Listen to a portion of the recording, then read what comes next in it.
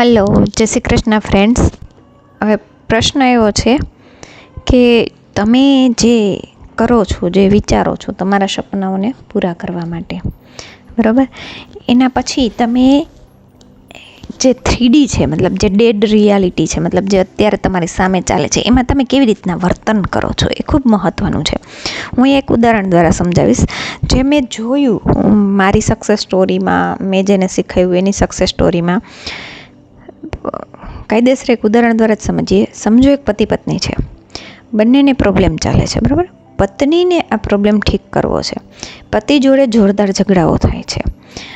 પતિ એની જોડે બોલતા નથી, ઝઘડાઓ કરે છે, એનું અપમાન કરે છે, આવી બધી પરિસ્થિતિ છે. હવે એને જોઈએ છે કે મારા હસબન્ડ મને ખૂબ માન આપે, મારી જોડે પ્રેમથી રહે, દરરોજ મારી જોડે થોડોક ટાઈમ વિતાવે, આવું બધી એની ઈચ્છા છે. તો હવે શું કરશે? તો કે જે જોઈએ છે એ અફર્મ કરશે. દરરોજ સવારે સાંજે અફર્મેશન બોલે કે મારા હસબન્ડ છે તો મને ખૂબ જ પ્રેમ કરે છે, એ મારી જોડે ખૂબ જ પ્રેમથી વર્તન કરે છે, એ મારી બધી જ ઈચ્છાઓને પૂરી કરે છે, મારી જોડે દરરોજ અડધો કલાક ટાઈમ વિતાવે છે, અમે જોરદાર સમય એકબીજા જોડે વિતાવીએ છીએ, અમારી લાઈફ અમેઝિંગ છે, અમે ખૂબ જ પ્રેમભર્યું જીવન જીવીએ છીએ. આ એ બધા અફર્મેશન કરશે, સવારે કરશે, સાંજે કરશે. હવે દિવસમાં એવું થશે કે એ એમના હસબન્ડને કાંઈ પૂછે, કાંઈ વાતચીત કરે અને એમના હસબન્ડ છે એનું મોઢું તોડી લે, સરખો જવાબ ના દે, કાં તો એ ઘરે ન આવે, કાં તો આ જે પત્ની છે એમણે જે એક્સપેક્ટેશન હોય કે હું આટલું અફર્મેશન કરું છું તો આ તો આનું રિઝલ્ટ સરસ મળશે અને હમણાં એ મને મારા જોડે પ્રેમથી વાત કરશે, પણ એવું નથી બનતું. ત્યારે શું થાય છે? ત્યારે પત્ની છે એ પણ પછી ઝઘડા ઉપર ઉતરી જાય છે. મતલબ એ પત્ની રિએક્ટ કરે છે. આપણે રિએક્ટ કરીએ છીએ. ત્યાં રિએક્ટ નથી કરવાનું, રિસ્પોન્ડ કરવાનું છે. મતલબ જ્યારે આવો ઝઘડો થયો, પતિએ બરોબર જવાબ ના દીધો એટલે પત્નીએ પણ ઝઘડો ચાલુ કર્યો, પતિનો ઝઘડો ચાલુ થયો, ઝઘડો મોટો થઈ ગયો. હવે ઝઘડો મોટો થયો એટલે એક દિવસ રીસામણા, બીજે દિવસે રીસામણા, ત્રીજે દિવસે, એટલે પેલું જે અફર્મેશન જે મગજમાં બેને બોલ્યા હતા પત્નીએ એ ભૂલાઈ જાય અને આ તો આવા જ છે, આને સુધારવું અઘરું છે, ને મારા જીવનમાં આમ છે, ને બીજાને વાત કરે, ત્રીજાને વાત કરે કે ભાઈ અમારે તો ઝઘડા જ ચાલુ હોય છે. મતલબ જે તમે એક નાનકડું બીજ રોપ્યું ને, એ બીજને પાછું ખોદીને કાઢી લીધું, એ બીજને બારી જ નાખ્યું, એમ સમજો ને તો હાલે. કે એના ઉપર તમે ખાતર પાણી કંઈ દીધું નહીં. બીજું જે બાવેડાનું બીજ વાવેલું છે, બાવેડાનું જે ઝાડવું છે એને પાણી દેવા વર્ગી ગયા છો, એવું થયું. તો કોઈ પણ પરિસ્થિતિમાં સમજો કે કોઈને વજન ઉતારવો છે, એ દરરોજ અફર્મ કરે છે કે મારો વજન, મને મારો ડિઝાયર વજન મળી ગયો છે, મારા તો હવે નાની સીસા કપડાં લેવાના છે, હું તો હેલ્ધી ફૂડ ખાઉં છું અને મારો બહુ મસ્ત બોડી બની ગયું છે, આમ છે તેમ છે, આવું બધું એ વિચારે, દરરોજ અફર્મ કરે, બોલે. અને કોઈક એવું મળે એને એમ કે ઓહો યાર બહુ જાડી થઈ ગઈ છો, કે બહુ જાડો થઈ ગયો છો, અથવા તો આપણે બધાની હારે ચાલી ન શકીએ, શ્વાસ ચડે, ત્યારે આપણને અંદરથી ફિલિંગ બદલી જાય આપણી. આપણે જે ફિલિંગમાં આવ્યા હોય ને કે મારો વજન ઉતરી ગયો છે, મને બહુ મજા આવે છે, હળવું હળવું ફીલ થવા લાગે છે, એ બધું બદલી જાય. પેલું હેવીનેસ આવી જાય કે ઓહો આ વજન ઉતરતો જ નથી ને આ તકલીફ છે ને મને પેલી તકલીફ છે ને મારા, ટૂંકમાં તમે ત્યારે રિએક્ટ કરવા લાગો છો. આવું દિવસમાં કેટલી વાર થાય છે? એટલે કેટલી વાર તમે રિએક્ટ કરો છો? તમે જે અફર્મેશન કર્યા છે એ પ્રમાણે અહીંયા વર્તન કરતા નથી. તો તમારા સબકોન્શિયસ માઇન્ડમાં અથવા તો આપણા મગજમાં ન્યુરોન્સ બંધાતા હોય છે, ન્યુરોન્સ હોય છે, બરાબર, એ કનેક્ટ થતા હોય છે. હવે તમે જ્યારે અફર્મેશન કરો છો ને, પોઝિટિવ અફર્મેશન, જે અત્યાર સુધી તમે બોલ્યા કે મારો વજન ઉતરતો નથી, અથવા તો મારા હસબન્ડ જોડે મારે બનતું નથી ને, એ તો આવા છે ને, એ તો તેવા છે ને, તો મને બોલાવતા નથી ને, આ તમે પાથવેઝ નક્કી કરી દીધા હતા અને એ ન્યુરોન્સ એકબીજા જોડે જોડાયેલા હતા, એ પાકું થતું હતું, બરાબર, પાકું થઈ ગયું હતું. હવે તમે એને કટ કરી અને એ ન્યુરોન્સને એવી જગ્યાએ જોડો છો કે મારા હસબન્ડ તો ખૂબ જ સારા છે, મારી જોડે પ્રેમથી વાત કરે છે, અમારે તો લગ્ન જીવન બહુ જોરદાર છે, બરાબર. આ તમે એકવાર કનેક્ટ કર્યું, પણ પછી જ્યારે તમે રિએક્ટ કરો, ઝઘડો થાય છે, ત્યારે પાછું વળી ઓલું વિચારવા માંડો, તો ઓલું તો તમે ચાલુ જ રાખ્યું, ત્યાંનું કનેક્શન તો જોરદાર છે, તો અહીંનું કનેક્શન બનતા તો અમે વાર લાગવાની છે. એ તમે કેટલી જોરદાર ફિલિંગ્સથી કરો છો. તો તમે જે નવા ન્યુરોન્સ બનાવો છો એ એટલા મજબૂત નથી બન્યા અને એ કટ થઈ જવાના છે. કારણ કે તમે તો પાછા એ જગ્યાએ વયા ગયા છો. એ રીતે પણ સમજાય કે તમે એક વખત એવી જગ્યાએ આવો છો, એવી રિયાલિટીમાં આવો છો, એવી 3Dમાં, ટૂંકમાં એ રિયાલિટીમાં તમે 4Dમાં જાઓ છો કે જ્યાં હસબન્ડ વાઈફનો સંબંધ બહુ જોરદાર છે, ખૂબ જ પ્રેમાળ છે, અને વળી પાછા જમ્પ કરીને અહીંયા રિયાલિટીમાં આવી જાઓ છો જે જોરદાર ઝઘડા ચાલે છે. હવે સબકોન્શિયસ માઇન્ડને માનવું શું? ઝઘડા માનવા કે એ સત્ય છે, કે પછી 4D માનવું કે જેમાં એ બોલે છે કે જે વિચારે છે કે જે કલ્પના કરે છે કે મારું લગ્ન વિવાહિત જીવન બહુ જોરદાર છે. તો એ માનશે શું? જ્યાં તમારી ફ્રીક્વન્સી વધારે હશે, જ્યાં તમારી ફિલિંગ્સ વધારે હશે, જ્યાં તમે એમાં ખોવાઈ ગયા જે વસ્તુમાં, એ વસ્તુને એ સાચું માનશે. તો તમે ખોવાઈ ક્યાં જાઓ છો? વિચારી લ્યો. જે અત્યારે થાય છે એમાં જ ખોવાઈ જશો. જે તમે મનમાં કલ્પનાઓ કર્યા છે એમાં ખોવા તો વાર લાગે છે તમને. અહીંયાથી તમે પાછા પડો છો. આ કારણે તમે પાછા પડો છો કે તમે ગમે એટલું અફર્મ કરો છો, વિઝ્યુઅલાઇઝ કરો છો, છતાંય એ બનતું નથી. એનું આટલું જ કારણ છે. Don't react, just respond. ખાલી રિસ્પોન્ડ કરો. કઈ રીતના? કે સમજો કે પત્ની અફર્મ કરે છે અને એના હસબન્ડ એને જોડે ઝઘડો ચાલુ કર્યો, ત્યારે શાંત થઈ જાઓ કે મને ખબર છે આ તો આનું જૂનું વર્ઝન છે, આ તો પહેલાં મારા વિચારો હતા ને એ અત્યારે સાચા થાય છે, બરાબર? હવે હું જે વિચારું છું ભવિષ્યમાં થવાનું છે, આ માણસ બદલી જવાનું છે.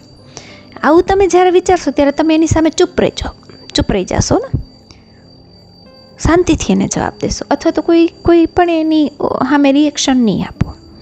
તો તમારું માઇન્ડ છે એમાં ઇન્વોલ્વ નહીં થઈ જાય.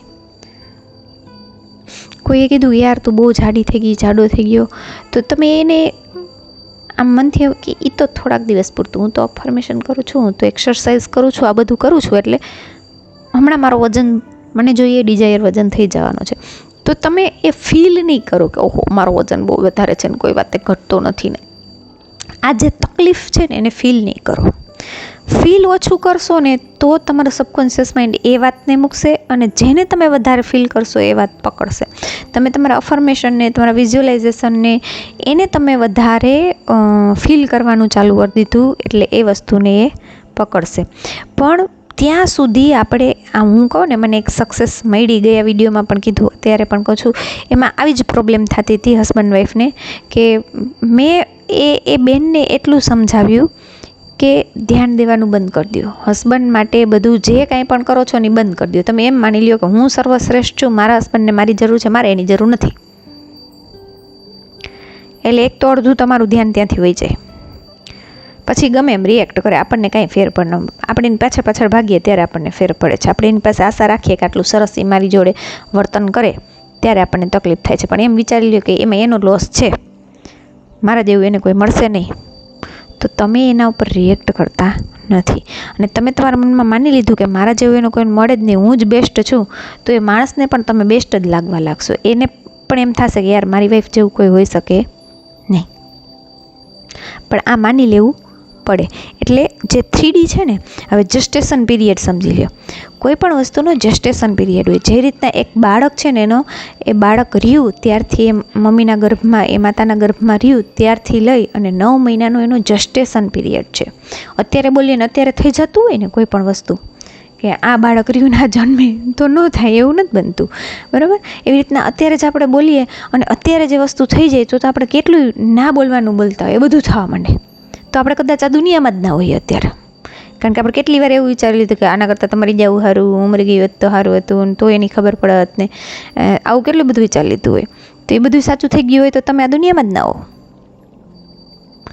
બરાબર? એટલે ધીરજ રાખો કે મેં જે વિચાર્યું છે, કે હું જે અફર્મ કરું છું ને, એનો જેસ્ટેશન પીરિયડ અત્યારે ચાલે છે. ત્યાં મારે રિસ્પોન્ડ કરવાનું છે, રિએક્ટ નથી કરવાનું. આ જે ચાલે છે અત્યારે, જે મારી સામે છે, કે હું અફર્મ કરું છું કે મને જોબ મળી ગઈ છે અને અત્યારે હું જોબલેસ છું, મારું ઇન્ટરવ્યૂ પાસ નથી થતું, મારી પરીક્ષા પાસ નથી થતી, તો એ આગળના વિચારોને કારણે, આગળની ફિલિંગ્સને કારણે છે. અત્યારે મેં મારી ફિલિંગ્સ બદલાવી એટલે અમુક સમય પછી આ બધું બદલવાનું છે.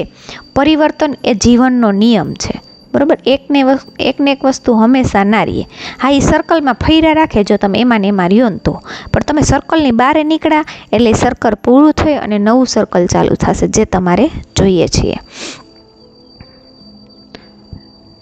તો હંમેશા એક વસ્તુ યાદ રાખવાની છે કે હું અત્યારે જે મારી ઈચ્છાને મેનિફેસ્ટ કરી રહી છું એની વિરોધમાં ક્યાંય રિએક્ટ નહીં કરું.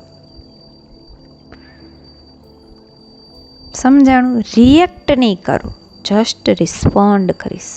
મતલબ કે ના, એ સત્ય નથી, હવે હું જે વિચારું છું એ સત્ય છે.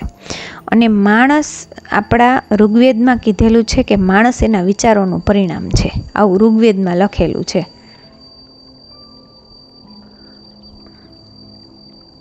આવું આપણા ઋગ્વેદમાં લખેલું છે કે માણસ છે એ એના વિચારોનું પરિણામ છે. તો તમે જે છો ને એ તમારા વિચારોનું પરિણામ છો. અત્યારે તમારી આજુબાજુના લોકો છે ને એ પણ તમારા વિચારોનું પરિણામ છે. તમારી પરિસ્થિતિ છે ને એ પણ તમારા વિચારોનું જ પરિણામ છે. તમારા જીવનમાં જે કંઈ પણ સુવિધાઓ છે ને એ પણ તમારા વિચારોનું જ પરિણામ છે. પણ જસ્ટ તકલીફ એટલી છે કે આપણામાં ધીરજ નથી. જેને આપણે નેગેટિવ કર્યું છે એને પોઝિટિવ કરતાં પણ વાર લાગે. એ ધીરજ રાખવી પડે, એ જેસ્ટેશન પીરિયડને પાસ કરવો પડે, એમાં રિએક્ટ ન કરવાનું હોય. તો આને મગજમાં રાખો કે હું રિએક્ટ નહીં કરું, પોતાના માઇન્ડને કંટ્રોલમાં રાખો. એના માટે મસ્ત પ્રેક્ટિસ છે, જે છે નાવ, પ્રેઝન્ટ મોમેન્ટમાં રહ્યો. માઇન્ડફુલનેસ પ્રેક્ટિસ ખૂબ જ મહત્ત્વની છે, ખૂબ જ જરૂરી છે, જેથી તમે જલ્દી રિએક્ટ નહીં કરો. કોઈ તમારી ચાપ દબાવે, તમને ટ્રિગર કરે અને તમે ગુસ્સો થઈ જાઓ એ બાબત ઉપર. જ્યાં તમારે ઠંડુ રહેવાનું છે, જ્યાં તમારે કાંઈ રિએક્ટ નથી કરવાનું, એ જગ્યાએ જઈ અને તમે પાછા જૂના વર્ઝનમાં વહી જાઓ છો. એ ચાપ દબાવે ને તો એ આપણને કાંઈ ફેર પડવો જોઈએ નહીં, કારણ કે હવે આપણે એ વ્યક્તિ નથી. તમે દુઃખી થઈ જાઓ છો, તમે ગુસ્સો થઈ જાઓ છો, તમને કોઈક બે શબ્દ સારા કહે તો આનંદિત થઈ જાઓ છો, તો એ તમારા ટ્રિગર્સ છે. જે ટ્રિગર્સથી આપણે દૂર રહેવાનું છે. આવું ઘણી વખત થશે, ઘણી વખત. આ તો બધું થવાનું જ છે, કારણ કે તમે જૂનું જે વિચાર્યું છે એનો જવાબ એ તો અત્યારે ચાલતું જ હશે. હવે તમે નવું વિચારો છો તો એનો જસ્ટેશન પીરિયડ પૂરો થશે, એનો સમય પૂરો થશે, પછી ધીરે એના સાઇન્સ દેખાશે, એની નિશાનીઓ દેખાશે કે અચ્છા હા, હું વિચારું છું એ થાય છે, હું વિચારું છું એ થાય છે, બરાબર. અને તમે જ સર્વસ્વ છો, એ યાદ રાખો. કોઈ પણ વ્યક્તિ તમારા જીવનમાં તમારાથી ઉપર નથી. કોઈ પણ પરિસ્થિતિ તમારા જીવનમાં તમારાથી ઉપર નથી. કોઈ પણ વસ્તુ, BMW કાર હોય કે ફરારી હોય કે, એ તમારાથી ઉપર નથી. જેને તમે તમારાથી ઉપર સમજીને એ તમારા માટે અઘરી છે. તમે સર્વસ્વ છો એમ સમજવાનું કે તમે જ ભગવાન છો. એ વસ્તુને સમજતા શીખો. ભગવાન છો એટલે અહમ માની આવજો ને હું બીજાના જીવનમાં જેમ ધારું એમ કરી શકું નહીં. હું ભગવાન છું મારી રિયાલિટીનો, મતલબ મારા જીવનમાં હું ધારું ને થશે. મારા જીવનમાં જે માણસો છે ને એ મારી ઈચ્છાઓ મુજબ મારી સામે વર્તન કરશે, અને આ 100% પાક્કું જ છે. આ જ મને રિઝલ્ટ મળ્યું છે હમણાંની સક્સેસ સ્ટોરીમાં, કે એ બેને જેમ ધાર્યું હતું ને એમ એના હસબન્ડ એની સામે બોલતા હતા, એવો એ રિસ્પોન્સ, એ બધી વાતચીત કરતા હતા જે બેન પોતાના મનમાં અફર્મ કરતા હતા કે મારી પાસે આટલો ટાઈમ એ વિતાવે છે ને મારી જોડે આવી રીતના વાતચીત કરે છે ને મારી જોડે બધું શેર કરે છે ને, બસ સેમ ટુ સેમ એ વસ્તુ થઈ એની જોડે, સેમ ટુ સેમ. પણ જ્યારે એને રિએક્ટ કરવાના વાળા આવતા હતા ને, એને ક્યારેક રિએક્ટ પણ કરી લીધું. પછી મને જાણ પર કરી એટલે મેં એને સમજાવ્યું પણ ખરા કે અહીંયા આમ રિએક્ટ નહીં કરવાનું, એમ વિચારી લેવાનું કે આ જૂનું વર્ઝન છે એ હમણાં પૂરું થઈ જશે.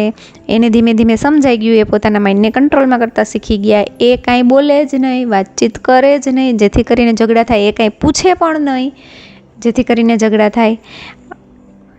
આ બધું એણે કરવાનું ચાલુ કર્યું. જસ્ટ 2 મહિનામાં જે પરિસ્થિતિ ખૂબ જ અઘરી નબળી પરિસ્થિતિ, ડિપ્રેશનવાળી પરિસ્થિતિ હતી, ત્યાંથી જોરદાર પરિસ્થિતિમાં આવી ગયા છે 2 જ મહિનામાં. 2 મહિનાના ગાઈડન્સથી મેડિટેશન કરતા, અફર્મેશન કરતા, માઇન્ડફુલનેસ પ્રેક્ટિસ કરતા હતા, આ બધી વસ્તુથી.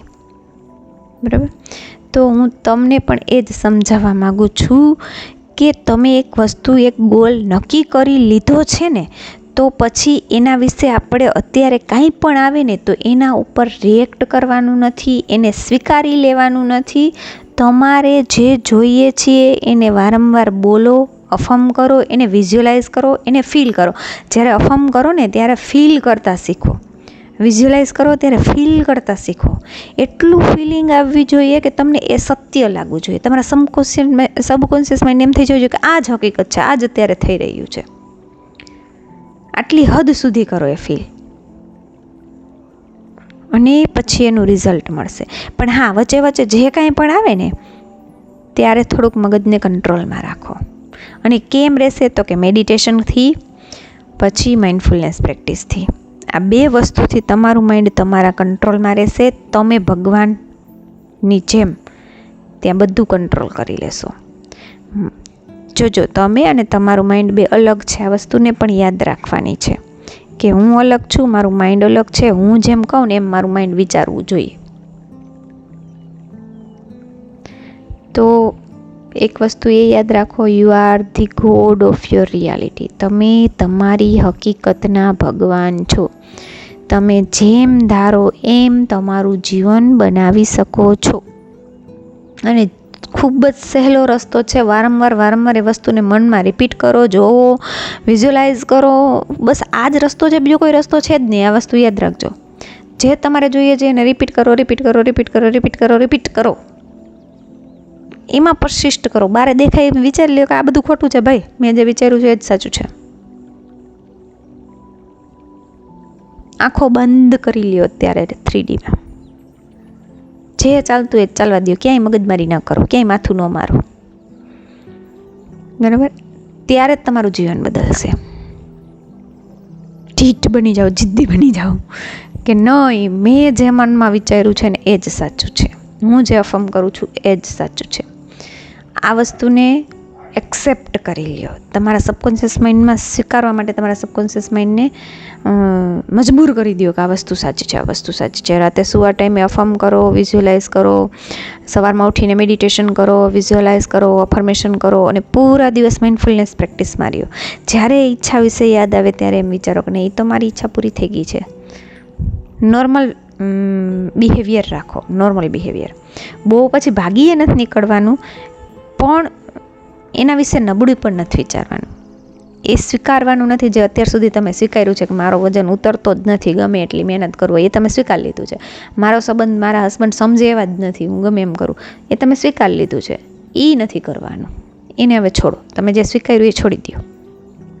એ સ્વીકારો કે મારો વજન મને જોઈએ એટલો થઈ ગયો છે, મારું બોડી જોરદાર થઈ ગયું છે. એ સ્વીકારો કે મારા હસબન્ડ દુનિયાના સૌથી પ્રેમાળ વ્યક્તિ છે, એ મને એટલો પ્રેમ કરે છે. એ વસ્તુને સ્વીકારવાનું ચાલુ કરો. અને ડોન્ટ બી જસ્ટ લિસનર, ખાલી સાંભળનારા ના બનો. બી અ ડુઅરર, કરનારા બનો.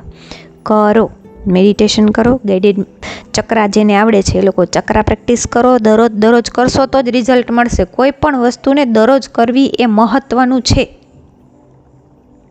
અને ન થતું હોય ને તો એક જોરદાર ટેકનિક છે, હું જે અપનાવું છે તમે કરો. રાતે સુવા ટાઈમે તમે લખી નાખો કે સવારે આટલા વાગે ઉઠીને આ કરવું છે, આટલા વાગે ઉઠીને આ કરવું છે. એટલે હું લખું છું 3:30 થી 3:45 સુધી એમાં ફ્રેશ થઈ જવાનું. 3:45 થી 4 ને 5 સુધીમાં સૂક્ષ્મ વ્યાયામ કરવાનું. 4 ને 5 થી લઈ અને 4 ને 10 સુધી કપાલભાતિ કરવાનું, જે મૂલબંધ સાથે હું શીખવું છું એ.